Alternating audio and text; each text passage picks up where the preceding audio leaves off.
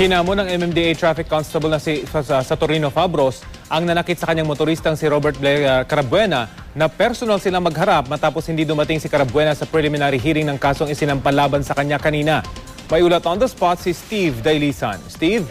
Dati hindi nga sumipot ang motoristang si Robert Blair Carabuena sa piskal ngayong araw para sa preliminary hearing ng kasong direct assault na isinampa ni MMDA Traffic Constable Saturnino Fabros dahil sa ginawa umunong pananakit sa kanya noong August 11. Tanging kinatawan ng rafi ng abogado ni Carabuena na si Joffrey Ortega dumating at itinabot nga sa piskal na sa September 10 na lang daw magsusumite ng counter affidavit yung mga inirereklamo.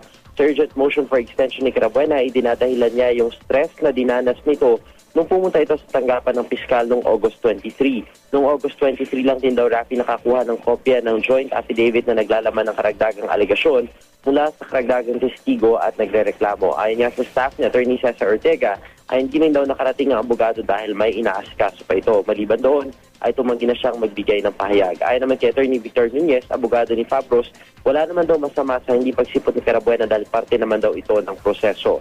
Pero si Fabros Rafi ay hinahamon itong si Carabuena na harapin siya at personal na makipag-usap kung sincero siya sa paghingi ng tawad. Yan muna ang pinakasariwang balita mula pa rin dito sa Quezon City. Balik si Rafi. Maraming salamat, Steve Dailisan.